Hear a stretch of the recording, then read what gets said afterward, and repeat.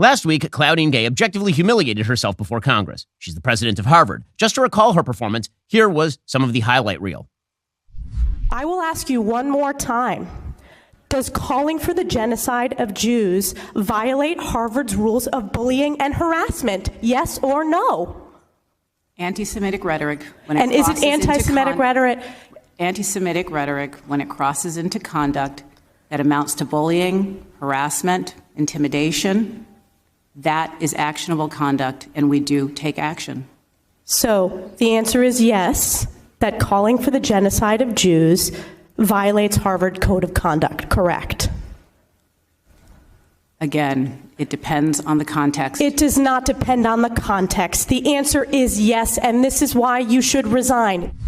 Okay, so that was Harvard's esteemed president, again, failing to simply state that calling for genocide of Jews was in violation of Harvard's speech policies. Instead, Claudine Gay supposedly clung to free speech, violation of which is constant and ever-present at Harvard.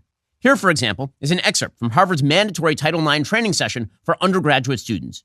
It contains a, quote, power and control wheel that helps students identify harmful conduct.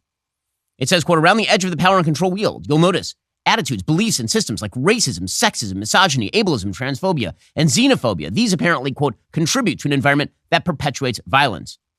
You don't even recognize some of these terms. Cis heterosexism, which is the idea that being cisgender, meaning a boy who knows he is a boy, and heterosexual, and believing that's the norm, is somehow a form of discrimination. According to one of the presented scenarios in the Title IX training, quote, Andres repeated using the wrong pronouns, commenting about Logan's appearance, making remarks about Logan's gender identity, contribute to a climate of disrespect, and may also violate Harvard's policies. So, if you say a man is a man, you may be violating Harvard's policies. If you say death to the Jews, well, context dependent. This is the same university, you'll recall, that banned prospective admittee Kyle Kashuv of Parkland High School for sending texts that included the N-word in them when he was 16 years old. But Claudine Gay is all about free speech for the Jew haters. Again, the only way to explain all of this is that it is part and parcel of the equity hierarchy established by the academic left over the course of at least 2 generations. Some groups under this rubric are more equal than other groups. And Claudine Gay is part of the privileged elite. She is one of those groups. That is why she is, unlike Liz McGill over at Penn, unfireable. Liz McGill is white, Claudine Gay is black. That means Claudine Gay cannot be fired. This week, Chris Rufo and Aaron Sabarium and other journalists uncovered vast evidence of Gay's alleged plagiarism, from her PhD dissertation to other multiple published papers. Multiple professors who were plagiarized have now come forward to condemn Gay's plagiarism. That includes Miami University professor Ann Williamson, who said, quote, it does look like plagiarism to me. If they're going to do what they did, I should be cited as a reference. My first reaction is shock. The second is puzzlement. All she had to do is give me credit. Carol Swain, another scholar Gay allegedly plagiarized, said, quote, what is bothering me is not just that there's passages she didn't put in quotation marks. When I look at her work, I feel like her whole research agenda, her whole career was based on my work.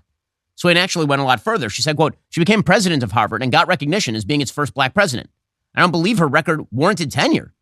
I believe I had to meet a much higher standard than she did. It's clear to me standards were lowered in the mid-1990s, and the elites came together and decided they were going to defend affirmative action. It's clear to me she was a beneficiary of that. I blame her committee, and I blame white progressives equally. Swain, who is black, concluded, quote, white progressives have always rewarded the blacks who supported their ideas. A white male would probably already be gone. That, of course, is exactly right, but not at Harvard, where the board has full-scale defended Claudine Gay, saying they did a full investigation into the plagiarism allegations as soon as they received wind of them back in October. But here's the thing. Even that was apparently a lie. Equity has to be upheld at all costs, particularly at the cost of the truth. Truth is just not a value to the radical left. It turns out that the university, once hit with plagiarism allegations against Gay back in October, didn't investigate. Instead, they went into full defense mode. According to the New York Post, quote, Harvard University covered up a high-level investigation into whether its controversial president was a plagiarist and used an expensive law firm to threaten the Post over our own probe. The Post contacted the university on October 24th, asking for comment on more than 24 instances in which Gay's words appeared to closely parallel words, phrases, or sentences in published works by other academics. When the Post brought the allegations to Harvard, Jonathan Swain, its senior executive director of media relations and communications, asked for more time to review Gay's work. A day later, Swain, who is part of the Biden-Harris transition team and a one-time Hillary Clinton aide, said he would, quote, get back in touch over the next couple of days. But he didn't.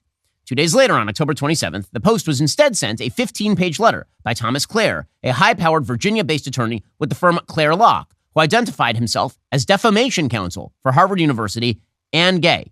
So, there was a tacit threat issued to the New York Post not to print a story about Gay's alleged plagiarism because of defamation concerns.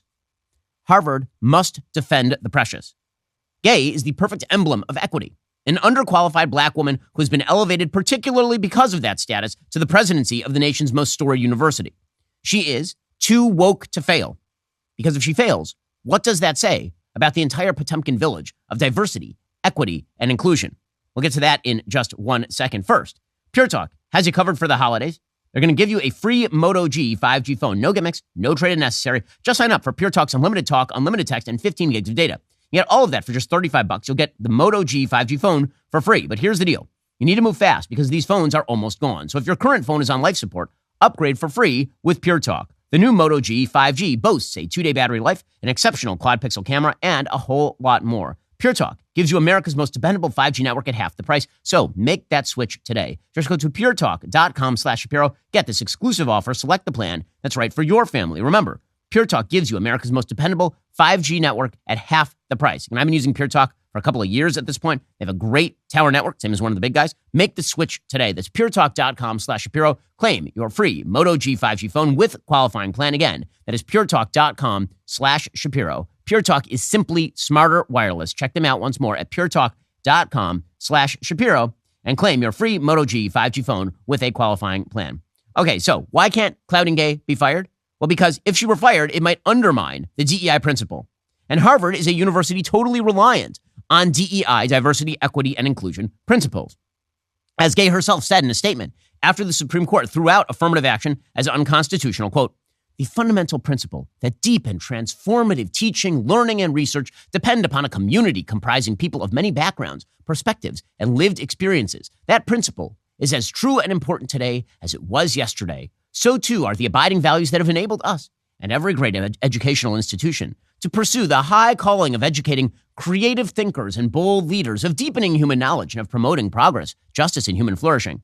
Now, Harvard doesn't mean that in terms of ideas, of course. There's like 2 registered Republicans at the entirety of Harvard. It is wildly stacked to the left. The entire faculty of Harvard might have a dozen professors who voted Republican in the last election cycle, maybe. So what does Harvard mean in terms of diversity? They mean it in terms of race.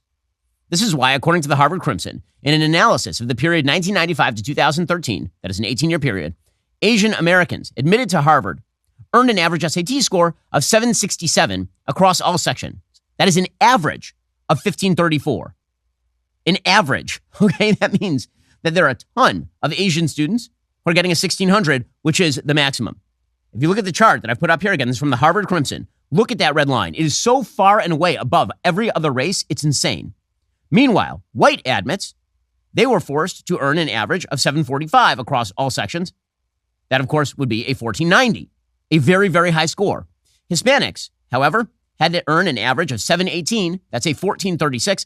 Black admits come in dead last. Even after Native American admits, they had to earn an average of 704 or a 1408 on the SAT. That is the average SAT score. Remember, that is not the top SAT score. That is not the bottom SAT score. That is the average SAT score. In other words, the average Harvard Asian American had to outperform the average black admittee at Harvard by 126 points to get in. I promise you, by the way, that the spread on Asian American admittees does not go all the way down to 1,300. It's not as though there are a bunch of Asian Americans who got in with a 1,300. But if you have a 1408 black average, that means there are a lot of black students who got in with a 1,300 and some that got in with a 1,500. For context, a 1408 is below the average SAT score for admittees at every top university in the United States. It's below the average at every top university. Like, pick university ranked number 20, it is below the average admittee at that university. The only way to justify this sort of racism is to suggest that there are other benefits that come to Harvard from admitting people who are black, other than difference of perspective and SAT score, because lower SAT scores and also not a different perspective. What are those other benefits? Well, the unspoken assumption is that a racially diverse student body or faculty or administration is self-justifying. Now, why would racial quotas be self-justifying? There's only one reason. Because meritocracy itself is supposedly unjust and wrong and racist. You are doing something good merely by putting people of various skin colors in a room together, because if you were to adjudicate based on merit, that would be inherently bad. It's not that the room that is more diverse is inherently good. It's that the thing that opposes, the meritocracy, is inherently bad. And that is precisely the proposition that Harvard puts forward. This is why minds everywhere are boggling at Harvard, the apex of the supposed American meritocracy, right? You only get into Harvard if you're a high achiever. When I got into Harvard Law, it's because I got a 176 on my LSAT. It is not because I was promoting diversity of viewpoint. They didn't care about that. This is why people are freaking out that Harvard, again, supposed to be about the meritocracy, is now promoting diversity, equity, and inclusion in the face of merit. And in fact, making clear that if you are part of a higher achieving group, this makes you an oppressor who can be and should be discriminated against. But of course, that's what universities have been promoting for decades. Claudine Gay is the natural consequence of that perversity. This is why Derek Johnson of the NAACP has now tweeted, quote, "Enough is enough. Harvard President Claudine Gay is a distinguished scholar and professor with decades of service in higher education. The recent attacks on her leadership are nothing more than political theatrics advancing a white supremacist agenda. Black America isn't buying into your game, and we sure won't stand for your perpetuation of misogynoir." Misogynoir, by the way, is a fake term that was coined in the 90s to refer to discrimination against black women. According to the president of the NAACP, pointing out that Gay participated in precisely the same activity that got Liz McGill fired. Liz McGill's white. That's now racist, even though Gay is guilty probably of plagiarism and Liz McGill is not. But Liz McGill got fired. Gay will not be. Why? Because Claudine Gay, again, is black. Plagiarism is just now another front for racism, according to the DEI left. Any meritocratic system, any colorblind system, is now a front for racism if it has disproportionate effects, according to the equity crowd, whether it's SAT scores or grades or criminal law or drug law or free speech or property rights. This is the game. Rig the game in favor of those who underachieve, pretending that underachievement is the fault of the meritocracy itself, and therefore giving benefits to those who underachieve is an attempt to break the racist system. And then when you're challenged, you claim that those who are pointing out shortcomings and failures, those people are racist and representatives of the corrupt and exploitative pseudo-meritocratic hierarchy. DEI is a cult philosophy. It is false, but utterly unfalsifiable, because it's rooted in the core belief that if you oppose DEI, you're a bigot. And so there's no way to oppose DEI. That is the game that Derek Johnson is playing when he attacks Bill Ackman, the private equity guru and Harvard alum who's been trying to fight anti-Semitism on campus. Ackman has been attacking anti-Semitism on campus at Harvard, at MIT, at UPenn. Well, Johnson is now accusing Ackman, who is a Democrat, by the way, of being a racist. Here's Johnson, quote, "Ackman's statement on President Gay and equating diversity, equity, and inclusion initiatives to modern-day McCarthyism have nothing to do with combating anti-Semitism. Rather, says Johnson, Ackman is choosing to inflame anti-woke culture wars against the most visible black woman he could target. Yes, according to the DEI friendly, to bow to Bill Ackman, again, a major Democratic donor, would be to bow to racism. Johnson is now even calling for a boycott against the businesses in which Ackman invests. Businesses, by the way, with a bevy of black employees. Quote, Ackman can be held accountable for his actions. His hedge fund, Pershing Square, is a major investor in Chipotle, Lowe's, Popeyes, and Burger King, among other major consumer brands. Black women have the power to decide whether these brands should continue to earn their patronage, and the boards and employees of these companies can speak up as well. The DEI lie has to be upheld at all costs. If it falls, so too does the theory that American meritocracy is itself evil. And that is the core theory. That is the theory that lies at the root of the left's ideological revolution. It undergirds their support for everything from radical trans politics to the Black Lives Matter movement to Hamas. Everyone who is unsuccessful in life is victims of a meritocratic movement that is actually not about merit. It's actually about racism. That is the core principle of diversity, equity, and inclusion. DEI is a cancer, but that cancerous tumor can't simply be removed because it's too late. It's metastasized throughout our universities, across our body politic. It has to be hit with societal chemotherapy, a vast and destructive measure that will indeed cripple many of America's top institutions, and should. In just 1 second, we'll get to the latest on the war in Ukraine, where the Biden administration, again, is playing this weird political game they don't need to play. First, you can plot at any time. And it's just a sad reality of life. I mean, you can just be out with your son on the street buying oranges, and suddenly some dude comes up to you and puts 7 bullets in you. Salazzo. And at that point, you're thinking, man, I really should have taken out a life insurance policy with Policy Genius. Policy Genius makes it easy to compare life insurance quotes from top companies and find your lowest price. Their licensed agents work for you, not the insurance companies, which means you can trust their guidance because they don't have an incentive to recommend one insurer over another. There are no added fees. Your personal information is kept private.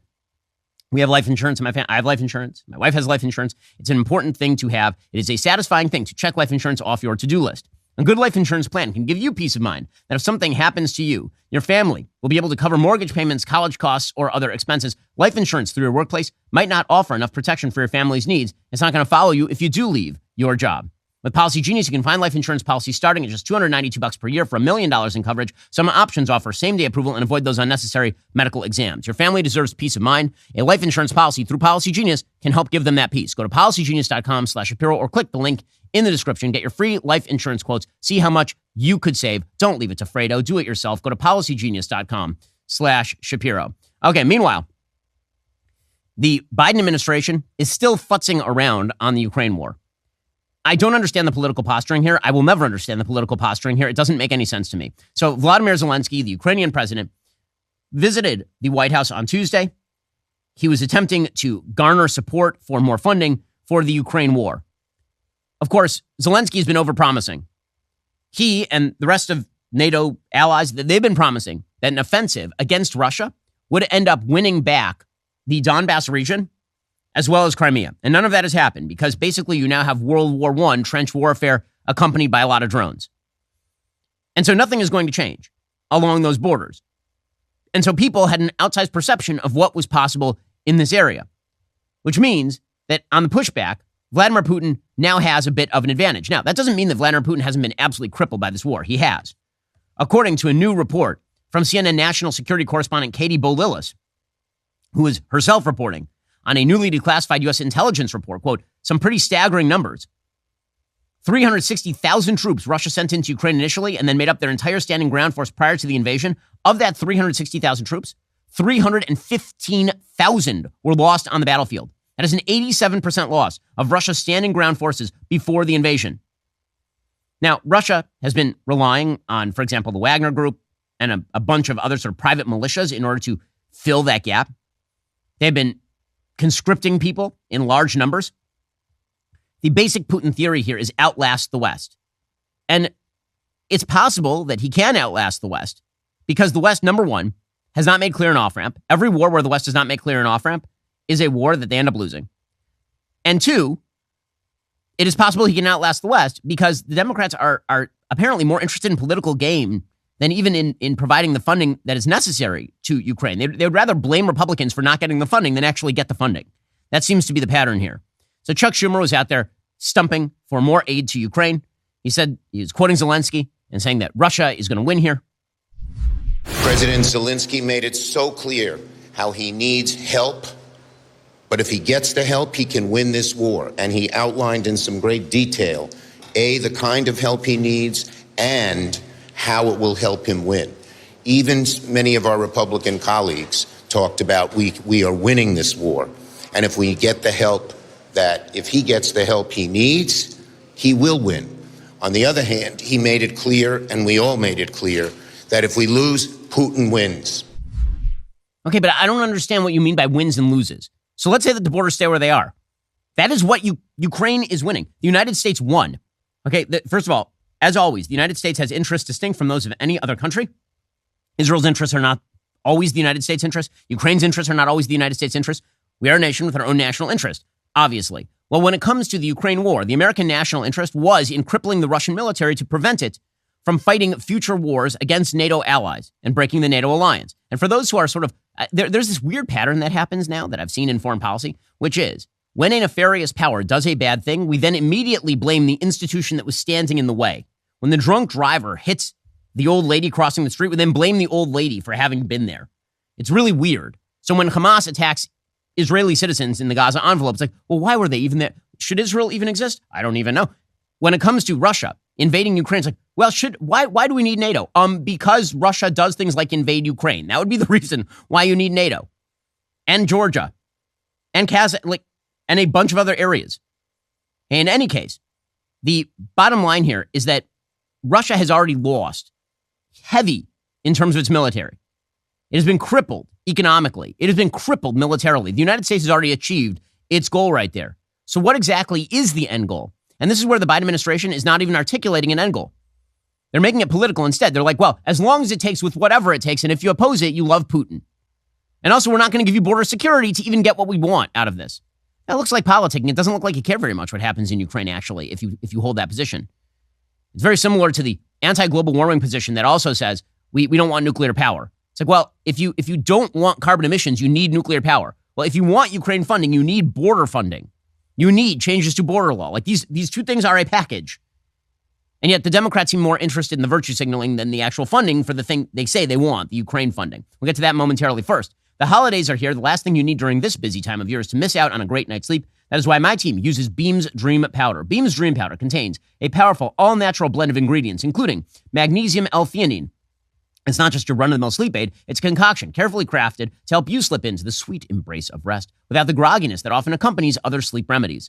Sleep is the foundation of our mental and physical health. You have to have a consistent nighttime routine to function at your best. Today, my listeners get a special discount on Beam's Dream Powder. It's their best-selling hot cocoa for sleep with no added sugar. Now available in delicious flavors like cinnamon cocoa, chocolate peanut butter, and mint chip. Better sleep has never tasted better. Just mix Beam Dream into hot water or milk, stir or froth, and enjoy before bedtime. If you find yourself battling those bedtime blues, give it a shot. Your weary self will thank you. If you want to try Beam's best-selling Dream Powder, take advantage of their biggest sale of the year. Get up to 40% off and a free frother for a limited time when you go to shopbeam.com/Ben. Discount auto-apply to checkout. No code necessary. That's shopbeam.com/Ben for up to 40% off, plus a free frother. Go check them out right now. That's shopbeam.com/Ben for the special deal. Okay, so again, there is confusion that is reigning at the White House on Ukraine policy. On the one hand, they say we want all the funding and we want it forever. And then on the other hand, they say, and we're going to give up nothing in order to achieve this. So John Kirby from the National Security Advisory, he says, we want Ukraine supported, quote, as long as it takes. Well, then why don't you explain what exactly it is you want? Do you mean you want to support Ukraine as long as it takes for Russia not to invade the rest of Ukraine? Because I agree with that. If what you mean is as long as it takes to free Donbass and Crimea, I don't agree with that because that's the thing that's not going to happen. In the absence of simply handing Ukraine tremendous air power, it's not going to happen to change the situation on the ground. Here's John Kirby not articulating the endpoint. When asked how long U.S. support for Ukraine will continue, he says, as long as it takes, over and over and over again. Was he wrong? No. In fact, that's still his intention, Phil. We want to be able to support Ukraine for as long as it takes. Now, obviously, we'd all love this war to be over tomorrow, if it could be, in terms that are acceptable to the Ukrainian people. But Mr. Putin shows absolutely no desire in ending this war, sitting down and negotiating at all. In fact, quite the contrary. He's now attacking energy infrastructure with missiles and drones, trying to weaponize winter. And we know that his forces on the ground are trying to go on an offensive in the east. So there's no indication that he's slowing down. If Ukraine stops fighting, that's the end of Ukraine. Well, it's not about Ukraine stopping the fighting. It's about what exactly they're fighting over. Is it more territory in the Donbass or Crimea? If so, don't see exactly what your off-ramp periods. But again, I think a lot of this is now about posturing. So Joe Biden yesterday, he was speaking about Ukraine, and he was like, well done, Republicans. The Russians love you. You know, we need to fully appreciate how it's wrong, how this is being viewed around the world and being used by Russia. Russian loyalists in Moscow celebrated when Republicans voted to block Ukraine's aid last week. The host of a Kremlin-run show literally said, and I quote, "Well done, Republicans. That's good for us." End of quote. Let me say that again. This host of a Kremlin-run show said, "Well done, Republicans. That's good for us." That's a Russian speaking. If you're being celebrated by Russian propagandists, it might be time to rethink what you're doing. Okay, or you could, make a deal with the Republicans who do control the House and are halfsies with you on the Senate. You could do that thing, but you're not doing that thing. And so instead, we now have an impasse. Again, this makes no political sense to me. Joe Biden won in 2020, at least the Democratic primaries, and probably the presidency, because his appearance was that of a moderate, not because he ran to his hard left. He did not. He ran directly toward the middle. That was his entire pitch, was, I'm an old person, and I'm not going to do anything transformational. Then, of course, he went into office, and he started putting equity all over the federal government, and he started spending unprecedented amounts of money, and he undermined our national security by withdrawing in Afghanistan and all the rest that you know. But the thing that won him election last time was his supposed moderation. And now he's running directly away from that. And Republicans are offering him an off-ramp right here. Republicans, by basically saying to him, hey, you know what? Why don't you change border law and then we'll give you the Ukraine aid? They're offering him a win-win. He can now go back to his leftist base and say, listen, I didn't want to do anything about the border, but Republicans forced me to it. And then he can go to middle America and say, hey, I did something about the border. Right? That is something he could do. But he's not doing it, which means that he's held hostage by his left-wing base, which is a weird thing to be held hostage by. Again, one of the issues where Donald Trump is going to hammer the living crap out of him if Trump is the nominee, which we presume he will be, given the polls at this point. If Trump is the nominee, it doesn't even matter if it's DeSantis or Haley. They will hammer him over the border. Him being able to say, I changed border policy to try to stop the flood at the border would be a smart thing. It would be smart. It would defray some of the cost of his crap border policies so far. But he's not doing any of that. So Mitch McConnell, who again is pro-funding for Ukraine, he said, look, a deal is practically impossible if you're not going to budge on the border. All I have said is practically impossible, even though we reach an agreement, to craft it, get it through the Senate, get it through the House before Christmas. That doesn't mean it's not important. And even though we've been emphasizing the border, I want to remind everybody of the importance of Ukraine. Okay, I mean, again, McConnell wants Ukraine funding. And even he is saying there's no deal without border. Meanwhile, Speaker of the House Mike Johnson, he says, yeah, we're going to need the border first. I mean, why is this so hard? But I don't think it is a radical proposition to say that if we're going to have a national security supplemental package, it ought to begin with our own national security first. And so I'll explain to him that while we understand that, I've made my position very clear, literally since the day I was handed the gavel, that we have to take care of our border first. Well, I mean, again, this is a very consensus position in the United States. We don't like our border being open. We don't like fentanyl being smuggled over the border. We don't like any of that stuff. And saying, sure, we'll give Ukraine more funding to prevent Russia from overrunning it, but also we're going to need to solidify our own border. Why is that? The fact that this is even remotely controversial for Democrats, I want to know the counter argument. What is the counter argument right here? All they can say, I mean, honestly, all they can say is we wish it were part of a separate bill. Why? So they could reject the border aid and then they could pass the Ukraine aid. But they should just pass both. Right, here's Democratic Senator Mark Kelly. He's from Arizona, which is a border state. And even he's saying, like, yeah, we need some changes on the border. But, you know, in homage to Joe Biden, I'm going to pretend these two things should be separated. We have provided more support for Border Patrol. We need to do more. The President's supplemental had funding in there for Border Patrol agents, asylum officers, judges. These are the things we agree on. We're talking about Ukraine aid, Israel, humanitarian assistance, funding for Indo-PACOM with a future issues with China. Let me leave it at that. For this to be caught up in the politics of the border would be a mistake. Why? Why is it caught up in the politics? Just do the thing. Well, the White House is making some signals it might do the thing. So maybe reason is starting to penetrate there. You always wonder. According to CBS News, the Biden administration on Tuesday indicated to congressional lawmakers who'd be willing to support a new border authority to expel migrants without asylum screenings, as well as a dramatic expansion of immigration detention and deportations, to convince Republicans to back aid to Ukraine. Four people familiar with the matter told CBS News. The White House informed Senate Democrats it could back those sweeping and hardline immigration policy changes as part of the negotiations over Biden's emergency funding request, a roughly $100 billion package that includes military aid to Ukraine, Israel, and Taiwan. During a press conference at the White House on Tuesday, Biden said that his team is working with Senate Democrats and Republicans to try to find a bipartisan compromise, both in terms of changes in policy and to provide resources we need to secure the border.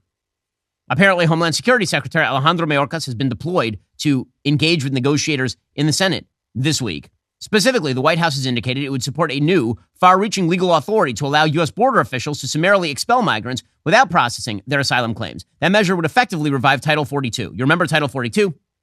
And basically said, listen, we got COVID here. We're not going to let you in. Just go away. It would allow officials to pause U.S. asylum law without a public health justification. The administration would also back a nationwide expansion of a process known as expedited removal that allows immigration officials to deport migrants without court hearings if they don't ask for asylum or if they fail their initial asylum interviews. That program is currently limited to the border region. Moreover, the White House would be willing to mandate the detention of certain migrants who are allowed into the country pending the adjudication of their claims, which, by the way, would amount to, wait for it, kids in cages. Why? Because it would amount to having families who are held in detention, but kids are not allowed to be held in detention, and so they would be exited. And so you would end up with either kids in cages with their families, or you would end up with kids separated from their parents who are in the cages, right? There's no easy way to do this without just closing the border, which is the thing that the Biden administration is not willing to do. With that said, these are actual concessions. Republicans should obviously ratchet those concessions the way that they want. And if the White House is willing to sign on to it, it'll actually be a good political move for them. I would not count on them making a good political move, however, because they're politically incompetent. Which brings us to the latest from the Israel-Hamas war. So yesterday, Joe Biden stepped in the doo-doo and then had to have his night nurse clean it up. So yesterday, he was speaking at AIPAC, apparently, or at the home of AIPAC president, former AIPAC president Les Rosenberg. And he said that Israel was losing international support in its war against Hamas. So first of all, who gives a flying international support? Abba Eban, who's the former UN ambassador from Israel, he said that if there were a UN resolution that the earth was flat and that Israel had flattened it, it would pass 163 to 13 with 20 abstentions. I mean, that's basically what happened. Like yesterday, the UN General Assembly had a resolution calling for a ceasefire in Gaza. It was supported like 163. There were 10 votes against and like 13 abstentions. So who cares what the UN has? The international community. Ooh, the international community. Oh, no. What are the French going to say? Ooh. Like, why would Israel stop killing the terrorists they need to kill in order to preserve their own security? Because Sudan is upset. By the way, Sudan's not even upset with them. Because they pick a country that didn't vote in favor of the non-ceasefire. Why would Israel be like super, oh my gosh, oh no, what are we going to do if China doesn't support us killing terrorists in the Gaza Strip? Ridiculous kind of stuff. So what exactly was his warning? He said that Netanyahu, quote, has to change this government. The government in Israel is making it very difficult. He said, ultimately, Israel can't say no to a Palestinian state, which Israeli hardliners oppose. He said, quote, we have an opportunity to begin to unite the region, and they still want to do it. But we have to make sure Bibi understands he's got to make some moves to strengthen. You can't say no to a Palestinian state. That's going to be the hard part. The Times of Israel reported that Biden said, quote, Netanyahu is a good friend, but I believe he needs to change. That would be referring to his coalition partners. Those would be Bezalel Smotrich, Itamar Ben-Gvir, some members of the right-wing bloc in his coalition. Biden said, quote, one of the things Bibi understands is that Israel's security can rest on the United States, but right now it has more than the United States. It has the EU. It has Europe. It has most of the world supporting them. But they're starting to lose that support by indiscriminate bombing that takes place. Again, he's such a dullard. Israel is not indiscriminately bombing Gaza. If Israel were indiscriminately bombing Gaza, you would not be talking about 18,000 people dead in Gaza, a huge percentage of them terrorists. You'd be talking about hundreds of thousands of people dead if Israel were indiscriminately bombing in Gaza. Israel has so far dropped approximately 22,000 bombs. Approximately 17,000 people have been killed according to Hamas statistics, which means that for every bomb drop, 0.77 people are being killed. Maybe you don't know how bombs work. Typically, bombs kill more than 0.77 people when they are dropped in populated areas. Israel's been deliberately avoiding exactly that. So it's not indiscriminate. It's ridiculous language from Biden, and his team had to walk it back yesterday. The other thing that's ridiculous is Biden and the left continuing to play this game as though policy would be wildly different if the government were made up of somebody that didn't include Bezalel Smotrich and Itamar Ben-Gvir. This is a holdover from the judicial reform nonsense in Israel. Is that, oh my gosh, if it were just a different government, well, that government would be so much more conciliatory toward the terrorist Palestinian Authority. Nope. Because, first of all, guess who's in the government right now? It's a unity government. Benny Gantz is part of the government. Gideon Sa'ar is part of the government. Like, you have to not know anything about Israeli politics to suggest that right now the drivers of the bus when it comes to the war cabinet in Israel are Itamar Ben-Gvir and Bezalel Smotrich. It's not true. It's not even remotely true. It's stupid. It's the equivalent of saying that right now, the people who have the most weight inside the Biden administration are Mike Johnson and Mitch McConnell. Nope. It turns out that in this unity wartime cabinet, the people who have the most say right now are people like Benny Gantz, who's the leader of the opposition party. So what Biden here is saying, ridiculous, obviously. And again, he keeps saying these stupid things in the belief that if he sort of takes a middle road position, that he's going to win supporters on all sides, which he's not going to. Just word to the wise. When you take a political position that pleases no one, it tends to please no one. And that's kind of what Joe Biden is doing right now. First, what do green eggs in your holiday family dinner have in common? They need ham. You can get a Spiral Cut Heritage Pork Masterpiece from Good Ranchers for free with any Good Ranchers subscription. That is a whopping $99 value you can get for free on your first order. Now listen, I'm going to have to take all your word for how good ham is. Never tasted it? Don't know. I hear from my producers, Savvy in particular, that ham is amazing, but you have to subscribe to any box and you'll get your free holiday ham included in any order. The subscription, by the way, is awesome. You get $25 off every order, a free gift in every third box, and free shipping on express delivery. Good Ranchers has something for every meat eater in your life. They've got award-winning boxes full of steakhouse quality American meat. They've sent boxes to all my producers. They can't stop talking about the quality of the steak and chicken. They also sent me kosher salmon from their wild-caught seafood box. Yes, I'm the sole recipient of their kosher beneficence. And I'll tell you, it was really good. The best part is knowing exactly where your meat comes from, a local American farm. Head on over to goodranchers.com. Subscribe today with code Shapiro. Claim your free limited stock holiday ham before those sell out. Act fast. The offer is not going to last forever. Head on over to goodranchers.com. Use code Shapiro when you subscribe. Get your free 10-pound holiday ham. Don't settle for that same old holiday fare. Elevate your feast with Good Ranchers this year. Good Ranchers is American meat delivered. Also, you've heard me talk about how the elites think making Western society adopt multiculturalism is the only solution, when in fact it is the root cause of its breakdown. Our society is actively in a self-flagellating identity crisis. It is no wonder we are seeing so much civil unrest and authoritarianism on the left. Basic notions of right and wrong, justice, truth, reality, thrown out the window. Some would say the world is coming to an end. How should we make sense of this madness? Well, you should join Jonathan Pajot in the new 4-part series, End of the World, as he explains why the world as we know it is ending, how to survive it, and how we can plant the seeds for the next world today. Jonathan Pajot is an icon cover public speaker, YouTuber, good friend of Jordan Peterson. You remember Jonathan from his profoundly illuminating comments in Jordan's series on Exodus. Jonathan is an awesome guy, and he has wonderful insights. In End of the World, you'll receive a thoughtful framework to help make sense of these confusing times and roadmap on how to restore order. Pajot draws upon historical stories in the latest episode to explain the cycle of beginnings and endings across societies. The first 2 episodes out right now exclusively on Daily Wire Plus. If you haven't become a member, this would be the perfect time. Again, go to dailywire.com/subscribe. Watch End of the World today. Meanwhile, again, the mixed signals being sent by the Biden administration on the Israel-Hamas war are very obvious and ridiculous. So yesterday, Joe Biden was talking about the Israel-Hamas war, and he said, well, Israel has a duty to innocent Palestinians. Just going after Hamas, well, you know, that doesn't mean that they get to kill civilians. It is not Israel killing the civilians. Israel is the only party in this conflict that gives any damns at all about the civilians, which makes it so much harder for Israel to win. You know how insulting it is, what Biden is saying? So yesterday, Israel lost 10 soldiers. That is a lot of soldiers for Israel. Right? Israel is not a large country. Everybody knows everybody. I have friends in Israel who are going to Shiva calls, which are the mourning calls, literally every day for soldiers who are being killed in Israel, who are being killed right now in the Gaza Strip. The only reason those soldiers are dying is because Israel is not using its own unbridled power in order to finish off Hamas. Israel is instead putting its own sons and daughters in harm's way. They're putting them in urban, street-to-street fighting and warfare in a really rough and difficult attempt to distinguish Hamasniks from actual civilians.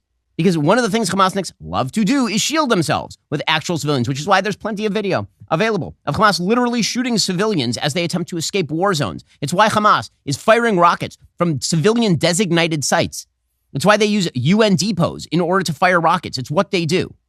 While Joe Biden is doing this ridiculous routine about how Israel is being indiscriminate, and Israel, meanwhile, is putting its own soldiers in harm's way, I'd like to show you a video. This was released by the IDF.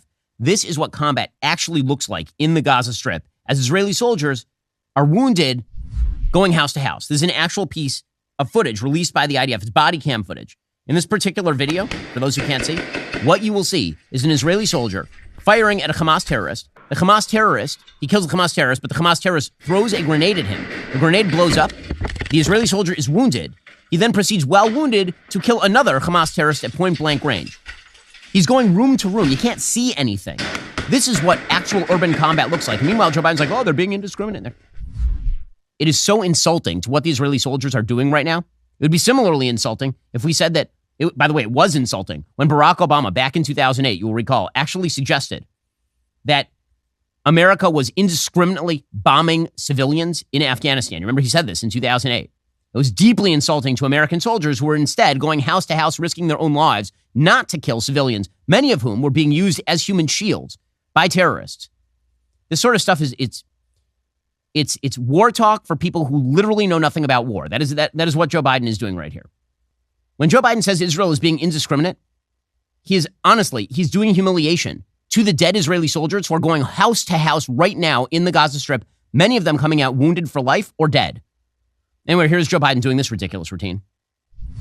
It doesn't lessen the responsibility going after Hamas to innocent Palestinians and Hamas.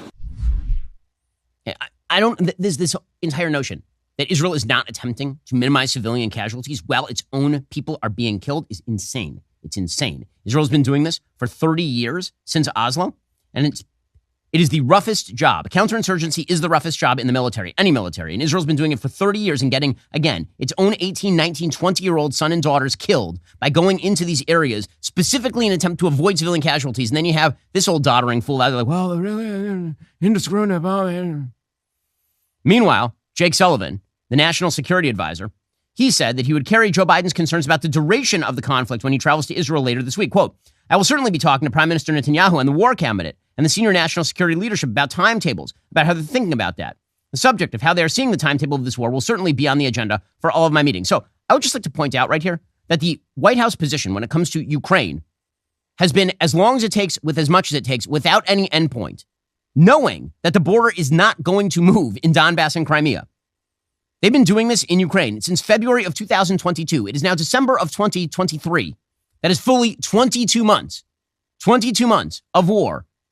And the White House is still like, we need $60 more billion for Ukraine. I mean, obviously, as long as it takes, forever, like whatever, as long as it takes. Israel has been at war since October 7th. It is currently December 13th.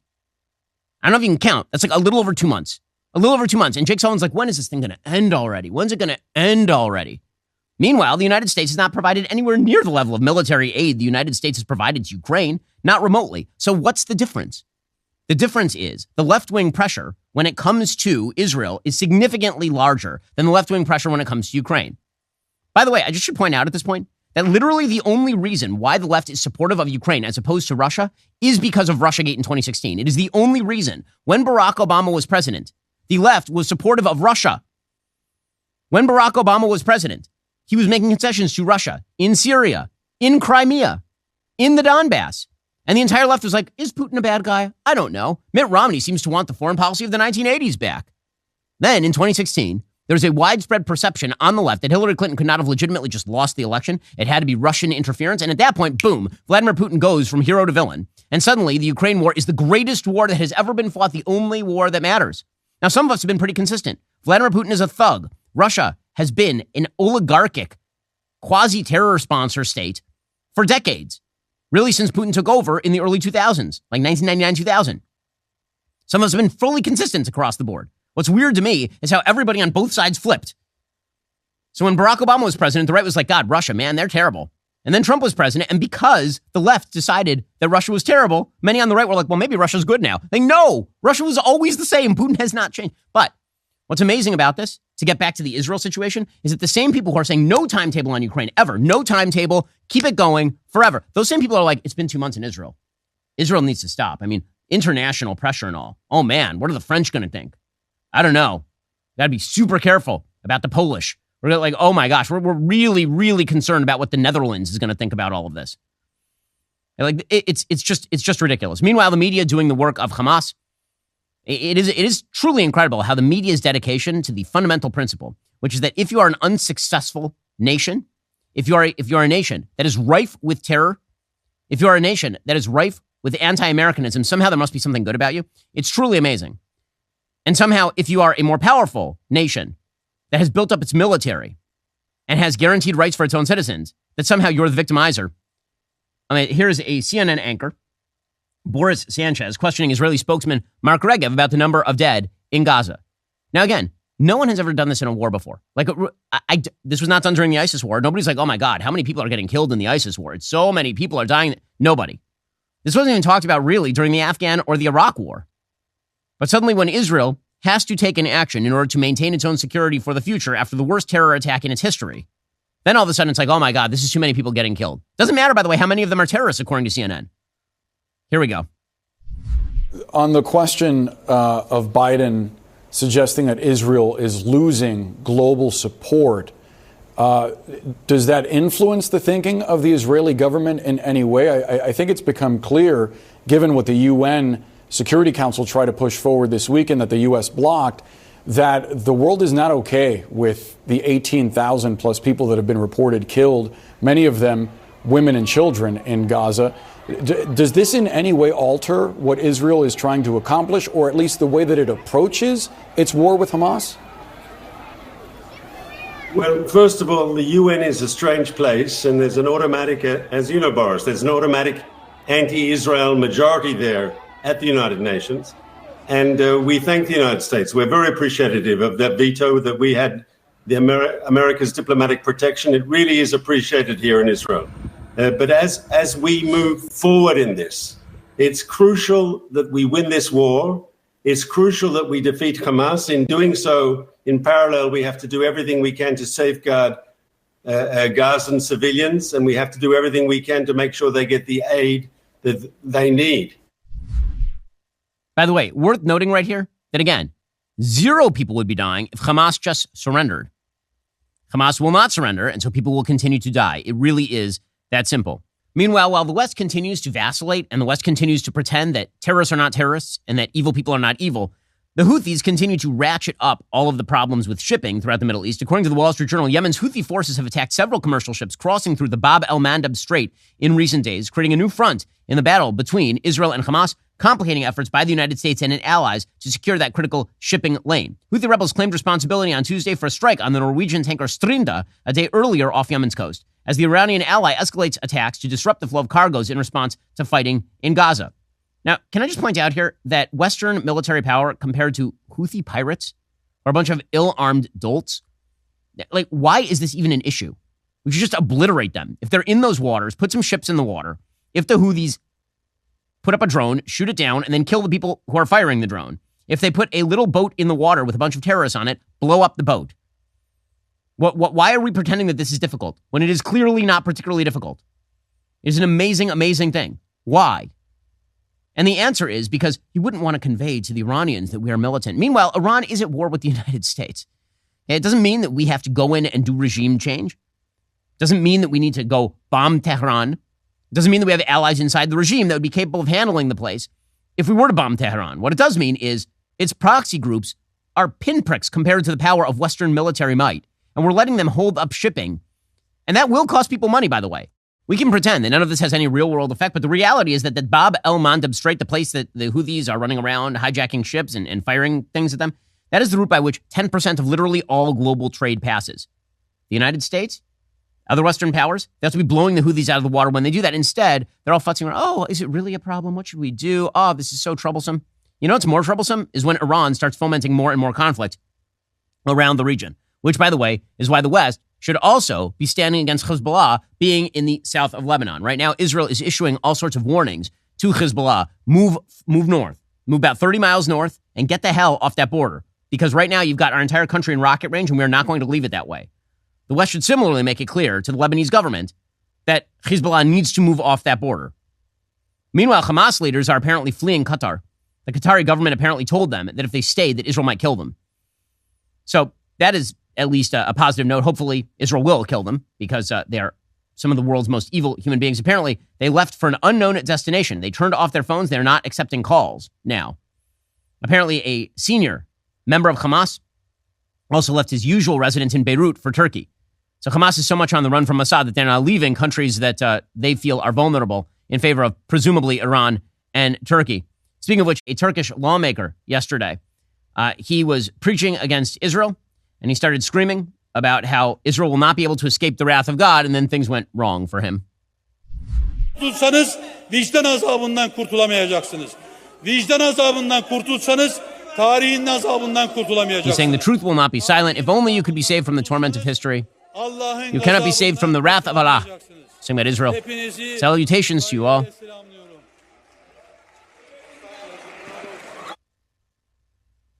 Heart attack down. So he's in serious condition. Just to point out that the Turkish government is one of the leading terror sponsors in the Middle East, while being a NATO member. You want to talk about the uselessness of NATO? Stop talking about Ukraine, start talking about Turkey, which is indeed a disaster area of a country. Meanwhile, Joe Biden is continuing to have all sorts of trouble on the economy. The new inflation report is out, and it is not particularly good. According to Breitbart, the inflation report released Tuesday is unlikely to do much to support the idea that Bidenomics has been a boon for the American economy. The consumer price index climbed 0.1% on a monthly basis, an acceleration from being flat in October. The annual increase is at 3.1%. Now, remember, we are supposed to be seeking a 2% rate of increase. So 3 looks good when compared to, what it was, 10, but it still looks really bad when compared to 2. It is fully 50% off the number that you're looking for. Biden supporters and many in the establishment financial media are saying that this is well below 9%. But let's just point out that inflation fell to 3.1% annualized in June and then spent the next 4 months rising again and now is back at 3.1%. And it is all baked into the cake. It is not as though when the rate of inflation goes to 3%, that means that the prices are going back down. They're not. They're going up. They're just going up slower. This is why Joe Biden remains an unpopular president. Democratic Senator Sherrod Brown, I love that he continues to promote the idea that inflation is a result of corporate evil or something, as opposed to, shooting money into the American economy like you're at a strip club. Here is Sherrod Brown doing his routine. John stands up to the meatpacking interests. He knows what that does to food prices, and he knows what it does to farmers' wages.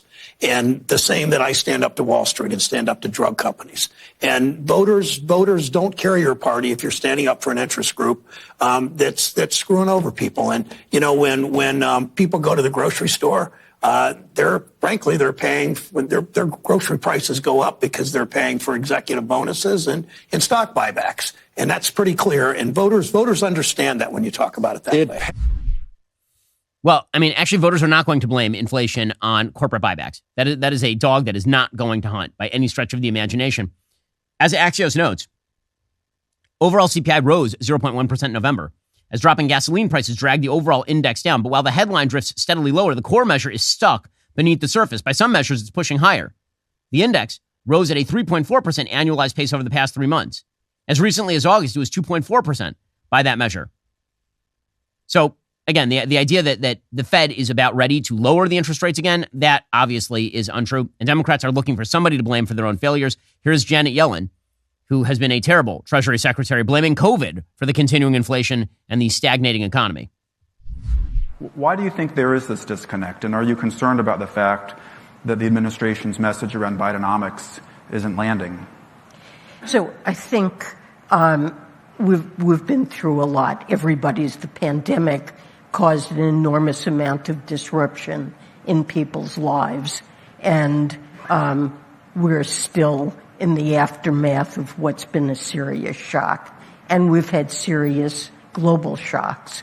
And although prices are rising at a much slower pace than they were, inflation is substantially off its highs.